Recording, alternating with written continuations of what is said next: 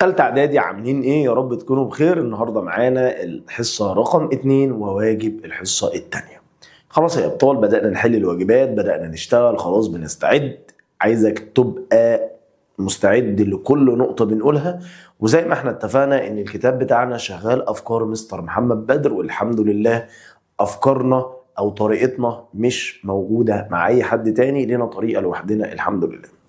يلا مع بعض يا شباب. اللهم لا سهل إلا ما جعلته سهل، فاجعل الصعب إن كنت سهلا، فاجعل الصعب إن شئت سهلا. خلاص، وكل سنة وانتم طيبين. طبعا بمناسبة إيه؟ رمضان. تعالوا وصلنا للحصة الثانية وهنحل على الحصة الثانية أو مفاهيم هندسية. راجع معايا كده بسرعة شفوي. يعني إيه كلمة دايرة؟ قال الدائرة يا مستر مجموعة من النقط بتبعد بعدا ثابتا عن نقطة ثابتة، النقطة دي بسميها مركز الدائرة. والنقطة دي يا شباب بتبقى جوه الدائرة، يعني بنسميها هي داخل الدائرة. بعد كده عندي تعريف تاني، اللي بيبدأ من المركز ويروح لنص القطر.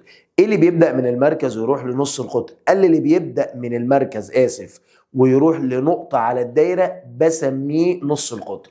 يبقى لما اجي اقول لك اعرف نص القطر، ترد عليه وتقول لي ايه؟ قطعة مستقيمة تبدأ من المركز لنقطة على الدايرة. تاني، يبقى نص القطر عبارة عن ايه؟ قطعة مستقيمة تبدأ من المركز لنقطة على الدايرة. طيب، بعد كده لو هو جه قال لك في الامتحان ما عدد انصاف اقطار الدائره، هترد عليه وتقول له ايه؟ هتقول له لا نهائي. طب حلو، هل انصاف الاقطار دي متساويه ولا غير متساويه؟ هتقول له لا، انصاف الاقطار كلها يا مستر متساويه. طب حلو.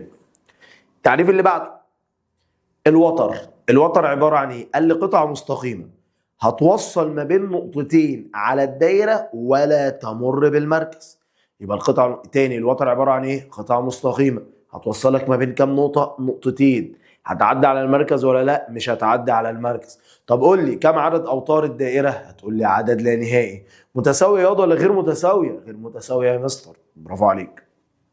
طب اللي بعدها، القطر عباره عن ايه؟ قال لي اكبر الاوتار طولا، وعباره عن قطعه مستقيمه بتعدي على المركز كده وهي ماشيه، برافو عليك. طب اللي بعدها محور التماثل. محور التماثل يا مستر اي مستقيم هيعدي على المركز هسميه محور تماثل. عدد محاور تماثل الدائره الواحده عدد لا نهائي. عدد محاور تماثل الدائره الواحده هيبقى عدد لا نهائي. كلها متساويه، كلها متساويه.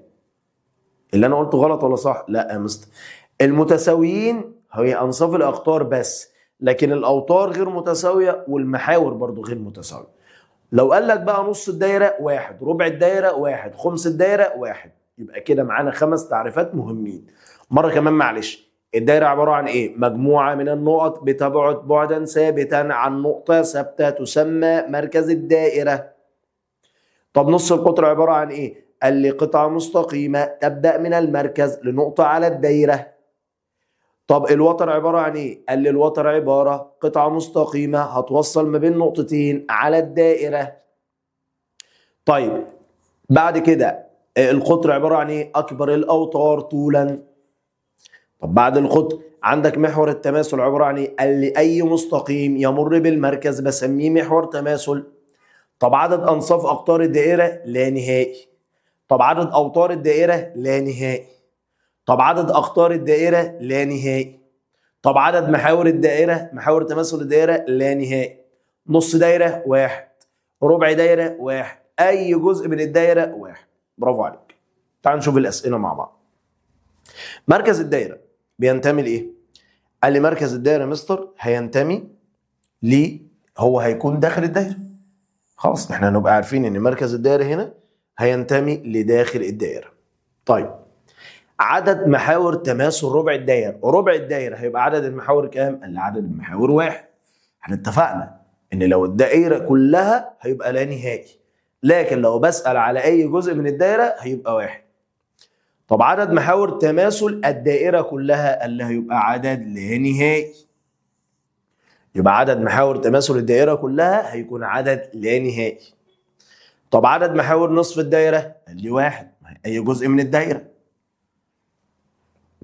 طب اي مستقيم يمر بمركز الدائره، اي مستقيم يمر بمركز الدائره هسميه ايه؟ قال هسميه محور تماثل له. يبقى ده اي مستقيم يمر بمركز الدائره. طيب بعد كده عايز اجيب محيط الشكل. طبعا نص القطر ده نص دايره، والحته دي كده بنسميها نص قطر، ده نق. محيط الدايره كل اللي بيتفرج عليا عارف ان محيط الدايره عباره عن 2 باي نق. محيط الدايره عباره عن ايه؟ 2 باي نق. يبقى هنقول له كده 2 في الباي ب 22 على 7 ونق اللي هي نص القطر فهتساوي 7. السبعة تروح مع السبعة، 2 في 22 يبقى الإجابة 44. يبقى كده يا شباب محيط الدايرة هيساوي إيه؟ محيط الدايرة هيساوي 2 باي نق. طب دي يا مستر نص دايرة، مش مهم، أنا عايز نص القطر، وده نص القطر موجود في الدايرة، مفيش حاجة هتحصل له يعني. طيب وتر طوله 6 في دائرة طول قطرها 10. لو أنت يا صاحبي معاك دائرة وده القطر بتاعها، وطبعا القطر اللي هو بيعدي على المركز، وده وتر. حلو الكلام؟ هو عايز البعد اللي هنا يا صاحبي. طب هو اداك القطر 10، القطر مديهولك 10 خلاص، فدي هتبقى 5 ودي هتبقى 5، وطبعا هنا البعد بينزل عمودي هنا، فده كده عمودي. الوتر 6، فدي يا صاحبي هتكون 3 ودي هتكون 3. فكده عشان اشتغل هجيب نظريه مين؟ فيثاغورس عشان اجيب الحته دي. طب نظريه فيثاغورس هتبقى ازاي؟ ربع ربع اطرح تحت الجذر عشان بجيب ضلع، يبقى هنا بعمل ايه؟ هطرح. طب يلا يبقى تحت الجذر اهو 5 تربيع ناقص 3 تربيع. قال لي 5 ناقص 3 هتبقى الإجابة 4، يبقى الإجابة 4. يبقى أنا رسمت الرسمة، القطر مقسوم نصين، هنا 5 يابا وهنا 5. حلو. طب ودي 6 يبقى دي 3 ودي 3. صليتوا على النبي. اللي بعدها بيقول لي إذا كانت مساحة الدائرة 9 باي، عايز طول نصف قطرها. هي مش مساحة الدايرة باي نق تربيع؟ مساحة الدايرة هتساوي ايه؟ باي نق تربيع. هو قال لك مساحة الدايرة بتساوي 9 باي، فأنت هتخلي الباي تروح مع الباي أهو، الباي راحت ماشي تاني، الباي هتروح مع الباي، هيتفضل نق تربيع بتساوي 9، هتاخد الجذر شمال ويمين، يبقى نص القطر هيساوي 3. يبقى نص القطر هيساوي كام يابا؟ 3. يبقى الاختيار بتاعك 3. انا عايزك والنبي تركز لي على القوانين اللي بقولها دي عشان هتستخدمها فيما بعد تاني. واول درس بالهندسه هو اهم درس مبني عليه افكار كتير جدا، وهيبقى في سؤالين هقولهم ركز معايا فيهم، هسأل عليهم في الحصه، واللي هيجيبهم صح هياخد جايزه. دي مسابقه الواجبات بتاعتنا. اكبر الاوتار طولا في الدائره، اكبر الاوتار طولا في الدائره، ايه هو اكبر الاوتار طولا في الدائره؟ قال لي هيكون القطر، يبقى القطر هو اكبر الاوتار طولا. ماشي. في الشكل المقابل م دائره الف وتر فيها الف م عمودي على م ب، يعني الزاويه دي ب 90. عايز قياس زاويه الف ب م. طبعا الزاويه 90 انصاف الاقطار متساويه، نص القطر بيساوي نص القطر، خدناها في الحصه. نقي نق زاويه زاويه، نقي نق زاويه زاويه، تاني ها، نقي نق زاويه زاويه. المثلث كله 180، يبقى نقول له كده 180 ناقص كام يا صاحبي؟ 90. يبقى 180 ناقص 90 واقسمها على الاثنين، وطبعا هقسمها على الاثنين عشان هنا الزاويتين هيكونوا زي بعض، يبقى الاجابه بتاعتنا 45. في الشكل المقابل م ه عمودي على س ص، س ص ب 8 سم، م ه ب 3. عايز طول نصف قطر الدايره. تعال نشوف. قال لي س ص ب 8، حلو، يبقى نقسمها نصين، هتبقى دي يبقى 4 ودي 4. طيب م ه ب 3 يبقى الحته دي ب 3. هجيب دي بنظريه فيثاغورس، ربع ربع واجمع تحت الجذر، هلاقي الناتج طلع لك 5، يبقى الاختيار بتاعك 5. ركز عشان المسابقه. في الشكل المقابل قياس زاويه م ا ج، عايز قياس زاويه م ا ج، تعالى. مش ده عمودي؟ اه يا مستر. وده مثلث؟ ايوه يا مستر. طب مش العمودي ده ياض بيعمل لك زاويه 90؟ ايوه يا مستر. طب المثلث كله كام يا صاحبي؟ قال لي 180. حلو الكلام. طالما احنا في مشكله مع الاصفار، خلي بالكم. طالما المثلث 180 يبقى اقول له كده 180 ناقص الزاويتين اللي موجودين 90 زائد 50، اجمعهم واطرحهم هلاقي الناتج طلع لي كام؟ 40. يبقى الناتج بتاع سيادتك هيطلع 40. يبقى الاختيار بتاعنا 40.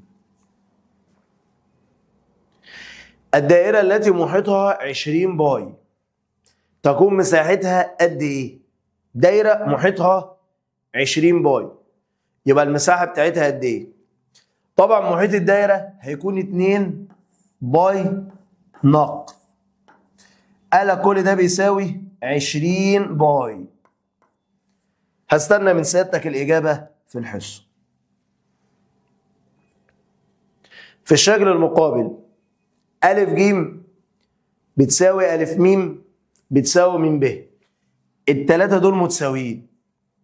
عايز أجيب قياس زاوية أ. هل هي ب 45 ولا 60 ولا 90 ولا 135؟ عشان تحل السؤال دوت هتعمل عمل. هستنى الإجابة بتاعت سيادتك في الحصة. ودول كده سؤالين المسابقة الأولى بتاعتنا في رمضان. في الشكل المقابل أ ب بتساوي 8 وقياس زاوية أ بتساوي 45. م ج عمودي على أ ب، فإن م ج هتساوي كام؟ طيب قياس زاوية أ ب 45 ودي ب 90. عايز طول م ج. حلوة أوي الفكرة دي. أ ب ب 8 يبقى دي 4 ودي 4. أنا عشان أجيب الضلع هنا مش هعرف أجيب الضلع غير عن طريق جا أو جتا أو ظا.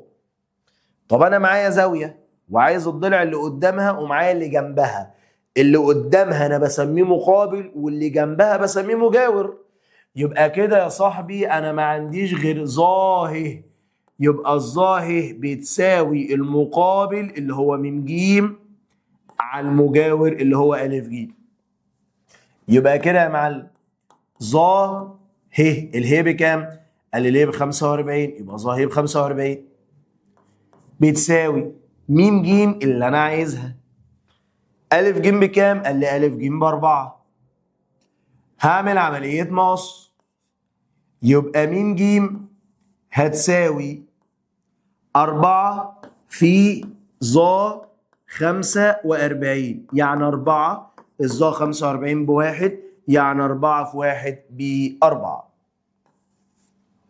ماشي. كده الأسئلة اللي أنا اشتغلنا عليها.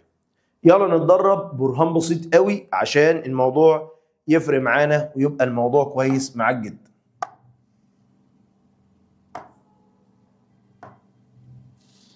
ماشي.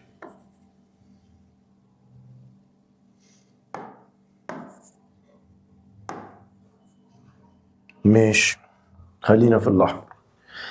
عايز قياس زاوية أ. طبعا هنا أ م ب طبعا نق زاوية زاوية نق زاوية زاوية. فدي 50 هتبقى دي كام برضو؟ 50. المثلث كله 180 يبقى أجمع وأطرح من 180. عايزين نكتبها كبرهان بقى. نكتبها إزاي؟ بالراحة كده. هنقول له نق يبقى م أ بتساوي م ب. وطبعا دول بيساووا بعض ليه؟ قال لي عشان أنصاف أقطار والنبي ركز.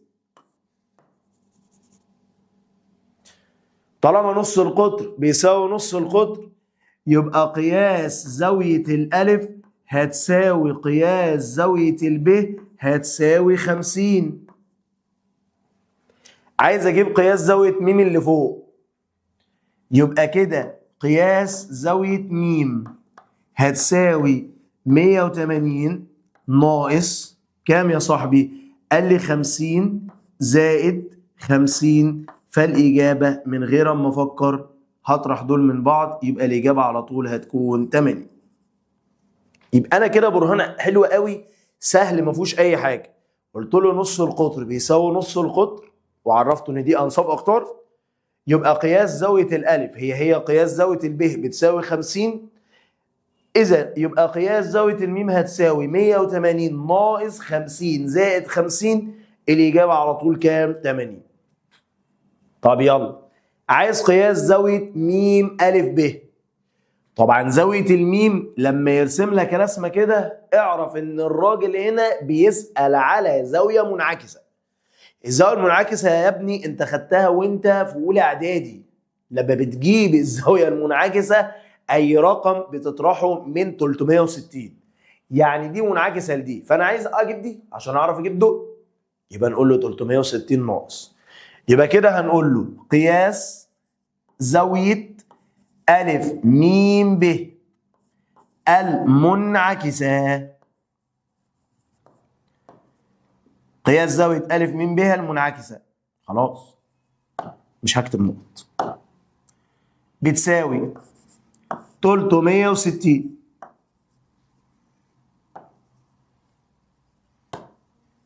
الحرب مع النقطة، في مشكلة مع النقط، ناقص 220. نكتبها واحد بعد كده هتلاقي الإجابة 140. يبقى الزاوية المنعكسة إنك تجمع وتطرح من كام؟ 360. بعد كده عيد نفس الكلام، خلاص أنا جبت دي 140 بقى، يبقى عيد نفس الكلام هي طالما أنت جبت دي 140 يبقى تعيد لي. لا ارجع تاني، أنا آسف، اللي حصل احنا بوظنا الدنيا.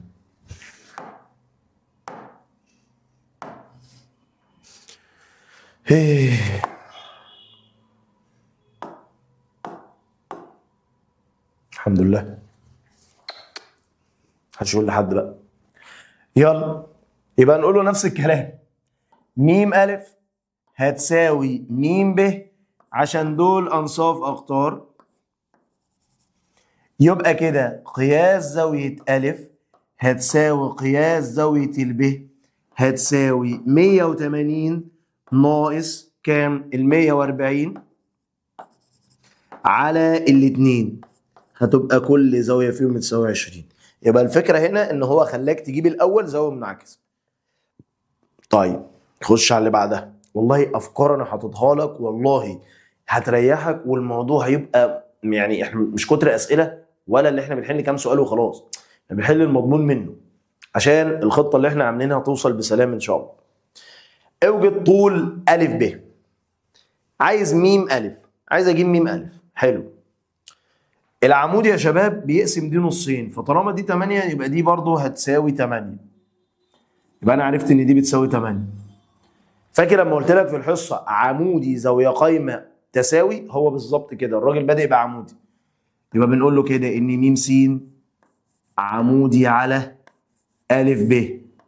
العمودي ده وراه ايه؟ قال العمودي ده وراه زاويه قايمه، يبقى قياس زاويه م س ب او الف اللي يريحك، شوف انت عايز تحب ايه، او الف هتساوي 90.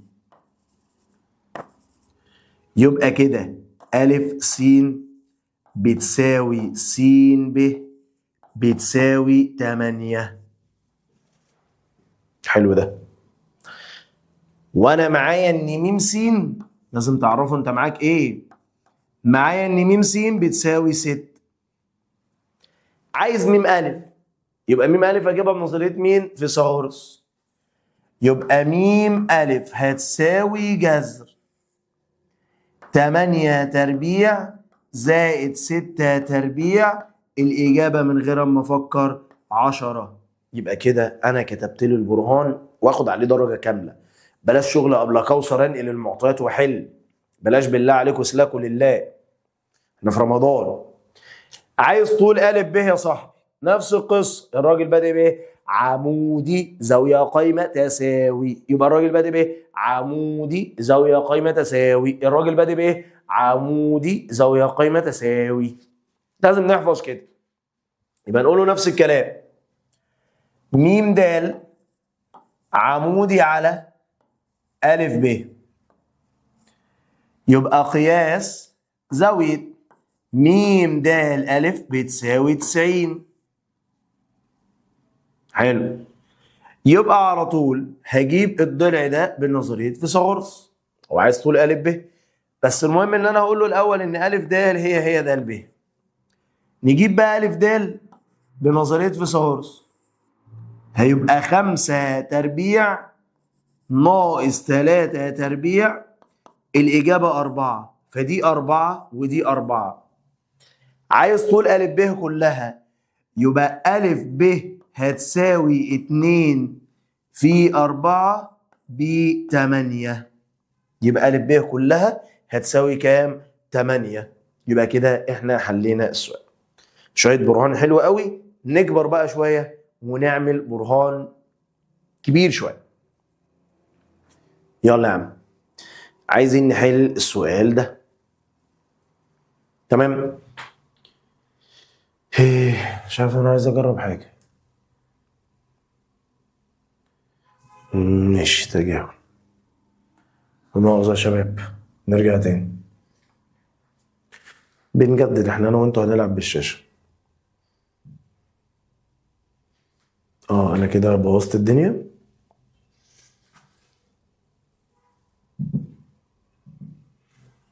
بوظنا الدنيا، عايزين نخرج.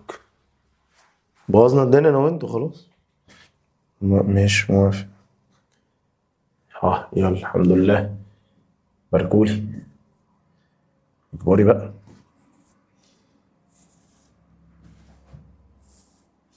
ايه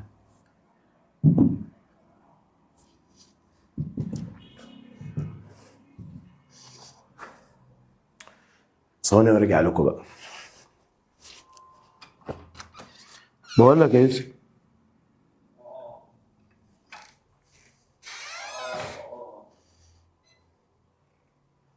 عملت لك كل حاجة يا باشا. ماشي.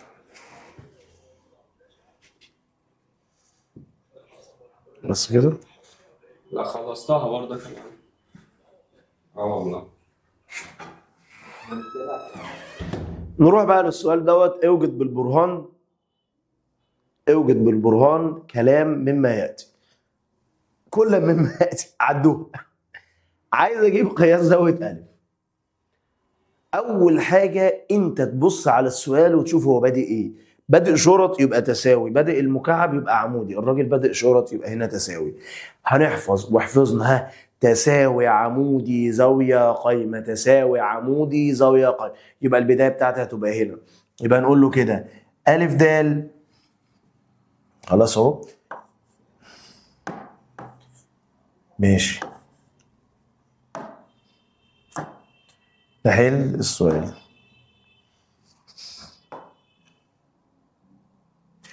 هنجيب يلا ايه اللي مكتوب قدامي. قال لي اول حاجه هبدا بيها أ د. تمام. أ د هتساوي د ب. يبقى انا شايف ان أ د بتساوي د ب. بعدها على طول هقول له م د عمودي على أ ب. واي عمودي يعني هيعمل لي زاويه قايمه، يبقى هنا زاويه قايمه. يبقى العمود على طول بيعمل زاويه قايمه من غير ما افكر. حلو. يبقى كده قياس زاويه أ د م بتساوي 90. اعمل نفس الكلام الناحيه الثانيه بقى. هقول له أ ه هتساوي ه ج. يبقى م ه عمودي على أ ج. يبقى كده قياس زاوية أ ه م بتساوي 90. برضو الكلام ده بيساوي 90. وانت مع سيادتك ان قياس زاوية م بتساوي 110. ضلع 2 3 4 شكل رباعي. الشكل الرباعي يعني بيساوي كام؟ 360. يبقى كده قياس زاوية الألف هتساوي 360 ناقص 90 زائد 90 زائد 110. يبقى الإجابة على طول من غير ما أفكر هتساوي 70. يبقى الحل هنا تساوي عمودي زاوية قايمة. طيب ايه اللي انت شايفه في السؤال ده؟ اهم حاجه بالله عليك تبص كويس في الاسئله. انت لو بصيت كويس تعرف تحل. م واو عمودي على س ص. حلو. كام دايره دول يا مستر؟ قال لي دايرتين، واحده كبيره واحده صغيره. العمودي بيعمل ايه؟ قال لي العمودي بيقسم الوتر نصين. طيب تحب تشتغل على الكبيره ولا الصغيره؟ نشتغل على الصغيره، يبقى ناخد الكبيره. يبقى نقول له كده في الدائره الكبرى. ايه اللي انا شايفه في الدائره الكبيره؟ شايف ان م واو عمودي على س ص. م واو عمودي على س ص، الحته دي كلها قد الحته دي كلها. حلو. طالما م واو عمودي على س ص، يبقى كده س واو هتساوي واو ص، وسميها لي رقم 1. هتعمل نفس الكلام في الدائرة الصغرى، نفس الحكاية والرواية. معاك برضو ان م واو عمودي على عين لام، يبقى نفس القصة.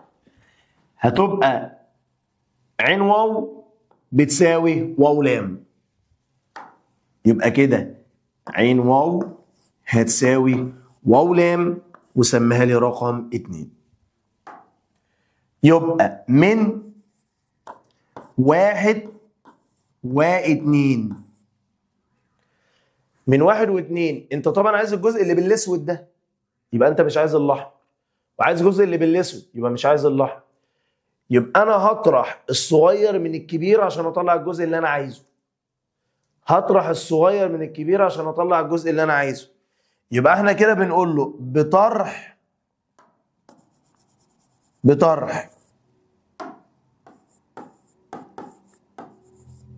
2 من 1.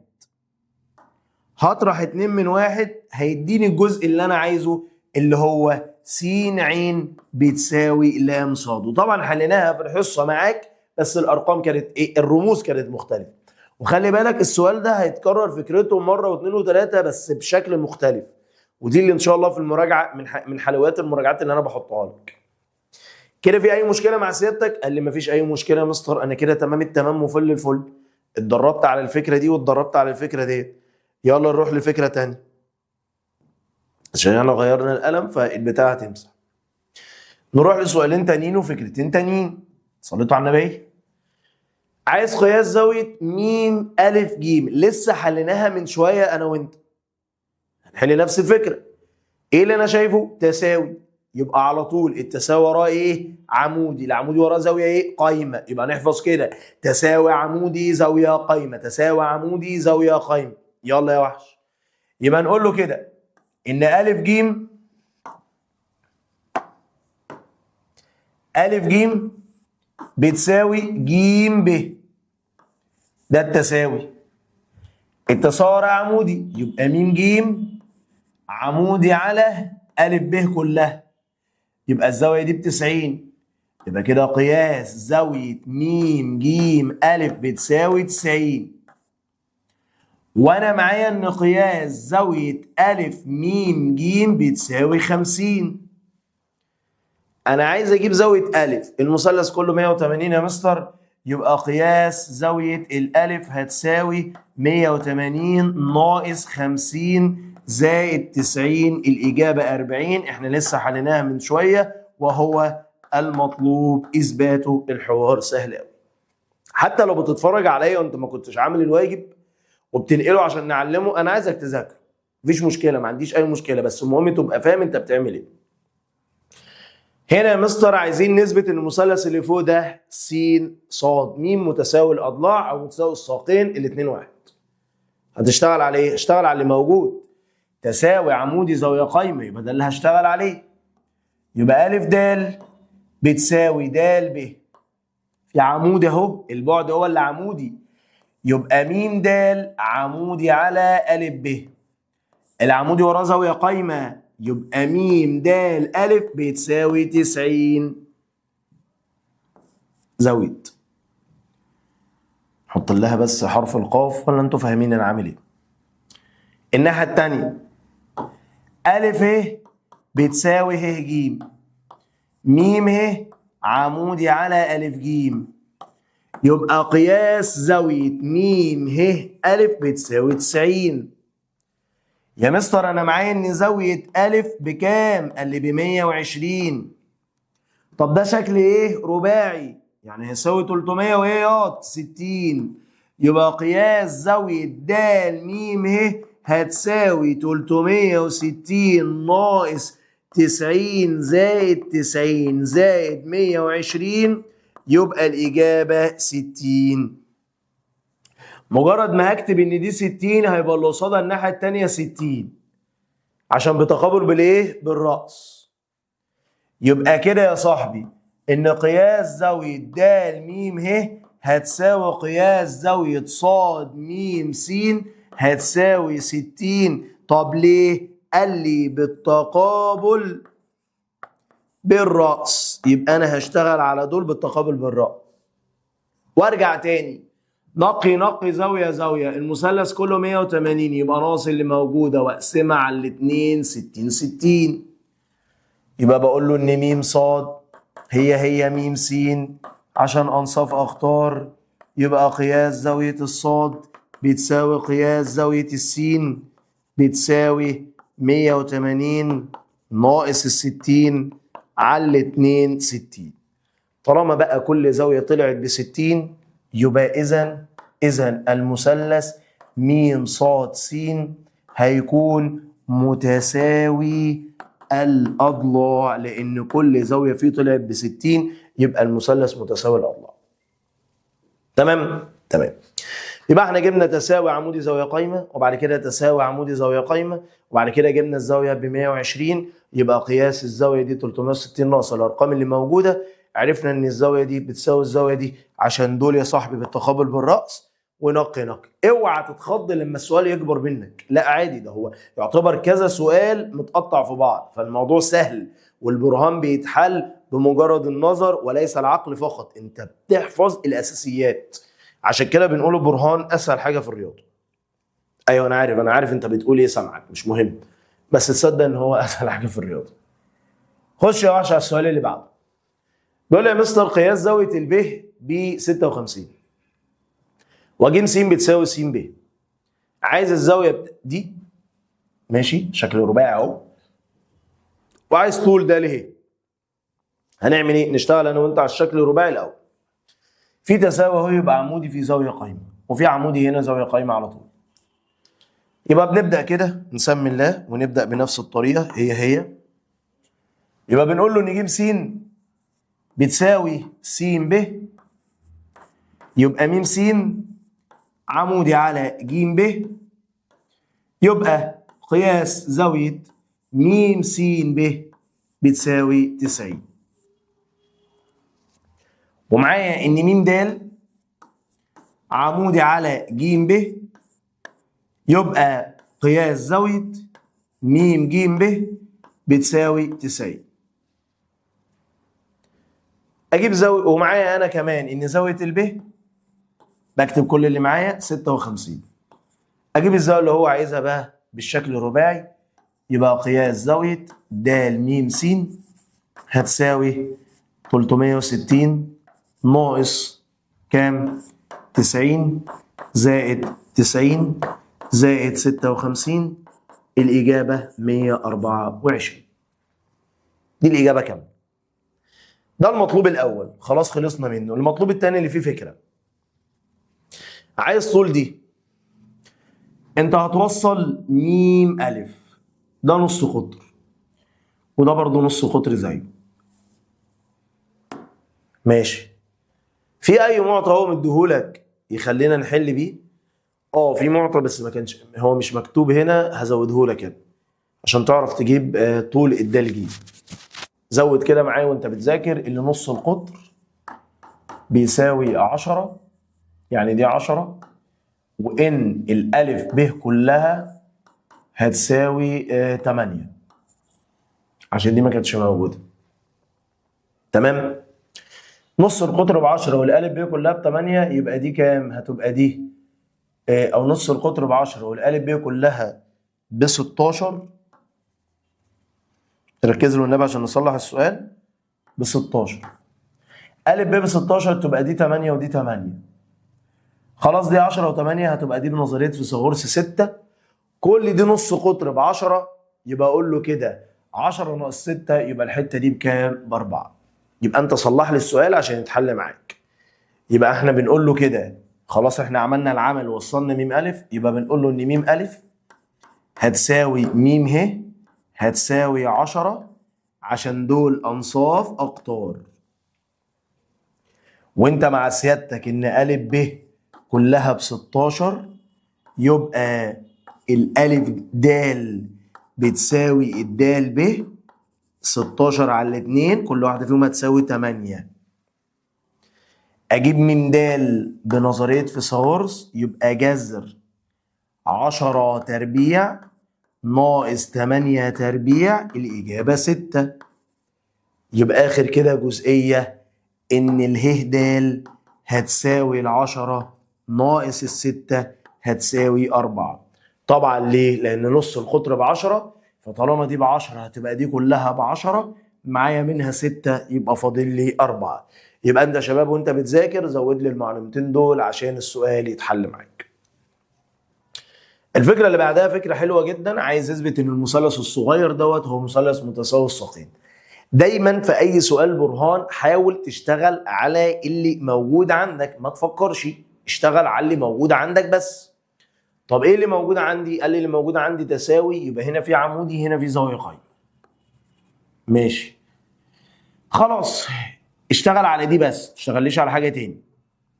تعالى نكتبها. يبقى نقول له ان أ د بتساوي د ب وميم د عمودي على أ ب، يبقى قياس زاوية ميم د أ بتساوي 90. معاك مثلث اهو بقى، هات منه الزاوية اللي ناقصة دي. مش المثلث كله 180؟ يبقى نجمع ونطرح من 180. يبقى أنا بقول له معايا مثلث اسمه أ د واو، هجيب منه قياس زاوية أ واو د هتساوي 180 ناقص 90 زائد 45، الإجابة 45. يبقى الحتة دي 45. طب يا مستر دي عمودي، يعني هنا في زاوية 90. أيوه، بقول له طالما ميم ه عمودي على الألف واو، يبقى قياس زاوية ميم ه واو برضه بتساوي 90. طب ما انا كده بقى معايا المثلث عامل كده، ميم ه واو، الزاويه ياض هنا ب90 والزاويه هنا ب45. طب ما انت ممكن تجيب الزاويه الاخيره، ما هو المثلث كله 180. ايوه يا مستر صح. يبقى انا كده معايا مثلث ميم ه واو، هجيب منه قياس زاويه الميم 180 ناقص ال45 زائد ال90، طلعت 45. طلعت 45. حد ملاحظ حاجه يا شباب؟ يا مستر دي 45 ودي 45، زاويه بتساوي زاويه، يبقى ضلع بيساوي ضلع، يبقى المثلث متساوي الساقين. يبقى بقول له ان قياس زاويه الميم بتساوي قياس زاويه الواو بتساوي 45. يبقى اذا ميم ه بتساوي ه واو، يبقى اذا المثلث ميم ه واو متساوي الساقين. يبقى المثلث كده متساوي الساقين. حلو السؤال ده. دايما بشتغل على اللي عندي. ايه اللي عندي؟ ايه المفتاح اللي عندي؟ تساوي. التساوي وراه عمودي، العمودي وراه زاويه قايمه. معايا مثلث اسمه أ د واو، ده مثلث معانا منه زاويتين، يبقى نجيب الزاويه الثالثه 180 ناقص 90 زائد 45، طلعت لي 45. بعد كده معايا عمودي يعني في زاويه قايمه، دخلت في المثلث الصغير جبت الزاويه اللي ناقصه منه 45، بصيت عليهم لقيت ان دي 45 ودي 45. ايه ده انا معايا زاويتين زي بعض على طول، يبقى اذا المثلث متساوي الساقين. الموضوع كله سهل، الموضوع كله باللي انا شايفه، باللي انا شايفه مش باللي انا بذاكره. هيجي مع الوقت، البرهان هيجي مع الوقت، مع الحل، مع الحل الكتير، مش من اول مره، مش من خبط لزق كده هنبقى عارفين نحل برهان خالص. عايزه وقت، عايزه شغل، عايزه تعب. ماشي. تخش على الجزئيه اللي بعدها، تافهين الاتنين دول. يلا يا صاحبي، ايه اللي انت شايفه؟ شايف ان في عمودي يعني في زاويه قايمه. حلو، هنا عمودي هنا زاويه قايمه. طيب وده مثلث برضه. طب ما احنا الاتنين دول ممكن يساووا بعض بالايه؟ بالتوازي. يبقى ممكن نقسمها، دي 2 س دي 2 س. طب هنكتبها ازاي؟ والله يا مستر هقول لك حاجه انا خدتها في تانية اعدادي، ان ميم دال مالها ياض؟ قال لي ميم دال عمودي على الالف ب. حلو، فهتقسم لي الالف دال والدال ب، ومعنى الاسم ايه؟ ان دال في منتصف الالف ب. صح، الدال في النص. طب عايز اعمل الكلام فوق، هقول لك يا مستر ما الالف ميم بتساوي الميم جيم عشان انصاف اقطار يا واد يا صايع. يبقى كده يا مستر الميم منتصف، يا واد يا جامد عجبتني الفكره، منتصف الف جيم. وخلي بالكم الافكار اللي بقولها دي افكار زمايلكم. طب بعد كده يا مستر فاكر وانا في تانية اعدادي لما يكون معايا منتصف ومنتصف يبقى القطعه المستقيمه دي بتساوي نص الضلع المقابل لها وتوازيه. يبقى كده اذا يا مستر ان الدال ميم هتساوي نص الجيم ب، ومش دي اللي انا عايزها. يبقى اذا دال ميم بتوازي الب جيم. وطالما يا مستر قلنا يوازي، بص كده يا مستر كويس هتلاقي حرف الاف. صح ياض. يبقى الزاوية اللي هنا يا مستر هي اللي هنا، فطالما دي 90 يبقى دي 90. اقول لك صح، بس ياض دي 2 س. يا مستر لخص معايا الحوار، اقسم على الاتنين ما تدققش معايا. برافو عليك. يبقى كده هقول له خلاص طالما في توازي يبقى انا هشتغل عليهم بقى، هشتغل عليها. يبقى ده الميم بتوازي ب ج، يبقى اذا قياس زاويه م د ا بتساوي قياس زاويه ب بتساوي 90. واخبط له كلمه بالتناظر، توازي والاعدادي. يبقى كده 2 س بتساوي 90 على 2 يبقى س بتساوي 45. احلى برهان ده ولا ايه؟ برهان شياكه اناقه، برهان دماغ عاليه، عايز ناس بص كده توب التوب. طلاب محمد بدر في حته تانيه. ده مش ثقه، ده غرور، خلي بالكم. عايز ا ب بتوازي ج د. ياض اشتغل على اللي انت شايفه. شايف التوازي يعني يا مستر؟ سيبك من التوازي، انت شايف ايه؟ تساوي. اخبط الجمله بقى اللي احنا حفظناها. تساوي عمودي ايه؟ زاويه قايمه. يبقى كده يا مستر ا س بتساوي س ب، يبقى س منتصف الالف ب، يبقى على طول م س عمودي على الالف ب. انا الاثنين كاتبهم واحد اصلا، ما خلاص طالما كتبناها خلاص نكتب العمودي التساوي او المنتصف، يعني اختار لي واحده وانت بتكتبها، ما تكتبش الاثنين. يبقى هنا م س عمودي على ا ب، يبقى هنا قياس زاويه م س ا بتساوي 90. حلو ده. بعد كده اخد التوازي اللي هو قال عليه. ا ب بتوازي ج د. ماشي. التوازي ده طلع ايه؟ قال لي لو عملنا كده عندي حرفين، نستخدم حرف الزد فالزاويه اللي هنا بتساوي الزاويه اللي هنا 90. نستخدم حرف الواي ان الزاويتين مع بعض لازم يعملوا 180 بالتداخل، فبراحتك. انا بحب التوازي، فبقول له كده ان قياس زاويه، اخدها بقى كلها، ص س ا هتساوي قياس زاويه د ص س، اهي ص س ا بتساوي قياس زاويه د ص س بتساوي 90 بالتبادل. هنا اعكس اللي انا كتبته، انا اخر حاجه قلتها 90 وقبلها كان عمودي، فاول حاجه هقولها 90 يبقى بعدها عمودي، يبقى كده م ص عمودي على الجيم د، يبقى كده ج ص بتساوي الصاد د، يبقى اذا الصاد منتصف الجيم د. هنا اللي بدأت بيه هو اللي نهيت بيه. سؤاله حلو وبيجي في الامتحان كتير قوي. وصلنا لآخر سؤالين في الحصة، سؤال 9 وسؤال 10. يبقى كده معانا أول 10 أسئلة برهان المستر مختارهم لك علشان نعرف نشتغل عليهم. وخلي بالك ال10 دول هم من ال10 أسئلة المنتشرين في الامتحانات. خلاص، وامشي بطريقتي هتستريح صدقني. ألف جيم ألف ب وتر وألف جيم ينصف زاوية ب ألف ميم، ويقطع الدائرة ميم في جيم وواو د منتصف ألف ب. أثبت أن الدال ميم عمودي على الجيم ميم. ماشي. نرفع السؤال بس شوية، عايزين الرسمة بس. أهم حاجة في السؤال لو أنت عطلت في السؤال اهبط كل المعلومات اللي أنت شايفها. مستر أنا شايف تساوي أهو، اكتبه. اكتب كده اللي أنت شايفه ودوس عليها. يبقى أنا شايف إن ألف د بتساوي د ب، يبقى م د عمودي على ألف ب. وخلي بالكم العمودي والنبي لازم يكون البعد، يبقى قياس زاوية م د ألف بتساوي 90. اكتب كل اللي أنت شايفه يلا. شايف إيه تاني؟ مستر أنا شايف إن الزاوية دي بتساوي الزاوية دي، اكتبها. يبقى قياس زاوية ب ألف ج بتساوي قياس زاوية م ألف ج.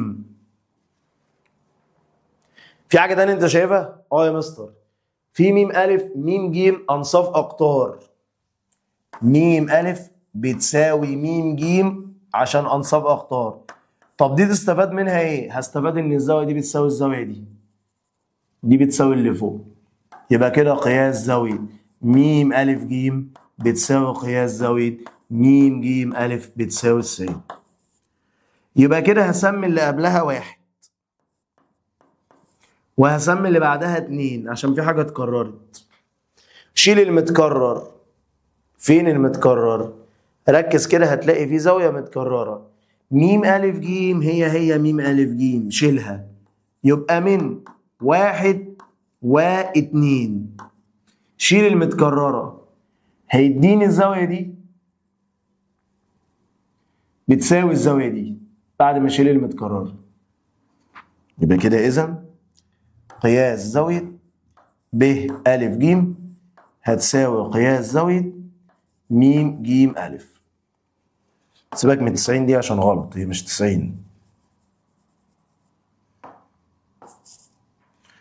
طيب بعد ما احنا عملناها ايه اللي ظهر؟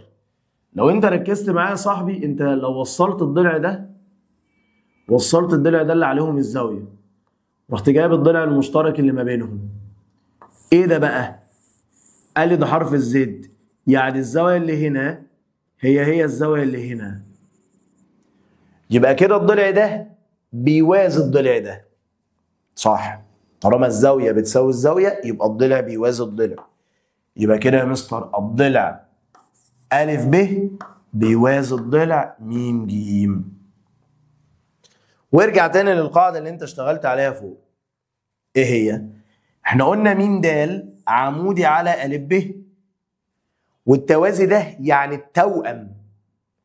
فطالما م د عمودي على ألف ب وم ج زيها، يبقى كده إذا هيبقى الميم د برضو عمودي على الجيم ميم. شكرا. ليه يا مستر؟ خلاص السؤال خلص. ما انا معايا ضلع ده بيوازي الضلع اللي تحت وفي حاجه مشتركه ما بينهم، فالمشترك اللي في النص ده بيكون عمودي على المستقيم اللي فوق وبيكون برضو عمودي على المستقيم اللي تحت. فطالما ده عمودي على ألف ب وألف ب بيوازي الضلع اللي قدامه، يبقى م د برضو عمودي على ج م، وهو المطلوب اثباته. سؤال حلو حلو حلو. اخر سؤال معانا في الحصه وسؤال رسمه. هرسم الرسمه واسيبك انت تكملها. في الدائره م أ ب بيساوي 12 وج د بتساوي 16. عايز البعد بين هذا الوترين. البعد يعني الراجل عايز طولهم. اذا كان طول نصف القطر في الدائره م بيساوي 10. حاضر. ادي الدائره بتاعتك. قال لك الوتر ا ب، عشان في كلمه فوق مش موجوده، قال لك ان الوتر ا ب بيوازي الوتر ج د. طيب، وكل واحده فيهم معاها بعد، ده البعد بتاعها وده البعد بتاعها. م مثلا س ص، وكل واحده من دول معاها نص قطر، يعني دي نص قطر ودي نص قطر. ماشي. وزع الارقام. نوزع الارقام. ا ب ب 12، يبقى دي حضرتك ب 6 ودي حضرتك ب 6. طب ج د ب 16، يبقى دي حضرتك ب 8 ودي حضرتك ب 8. طب نص القطر ب 10، يبقى دي حضرتك ب 10 ودي حضرتك ب 10.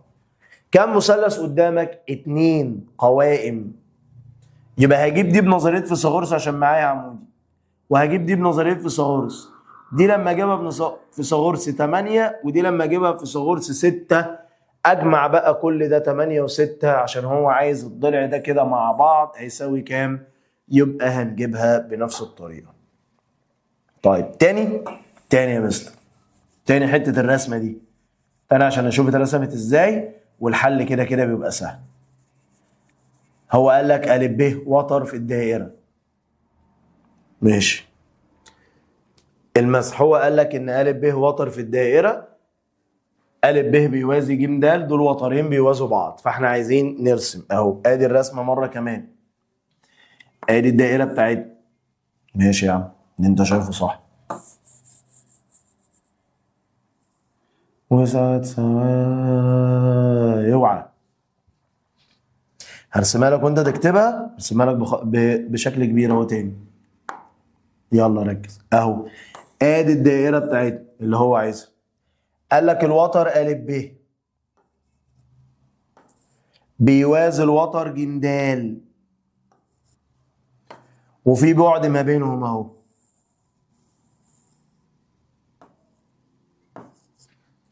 م س م ص.